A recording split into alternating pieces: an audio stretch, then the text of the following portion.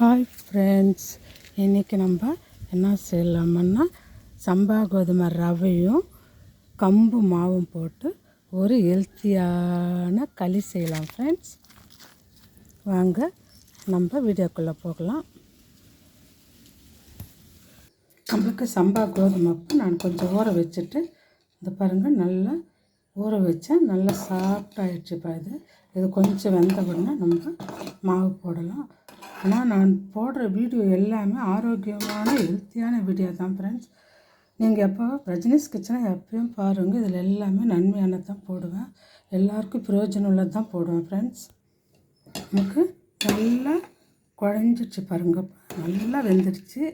இப்போ நம்ம இதில் அப்படியே மாவு கம்பு மாவை போடலாம்ப்பா. கொஞ்சம் சால்ட்டு போட்டலாம். நமக்கு சூப்பரான களி ரெடி ஆகிடுச்சுப்பா.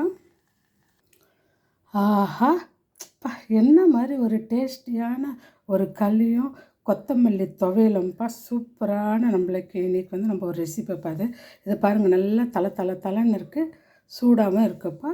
நம்ம அப்படி சுட சுட கொதிக்க சாப்பிடும்போது அந்த களியினுடைய டேஸ்ட்டும் ருசியும் நம்மளுக்கு நல்லா தெரியும் ஃப்ரெண்ட்ஸ். இது மாதிரி நீங்களும் சுட சுட வாழையோடு செஞ்சு சாப்பிடுங்க.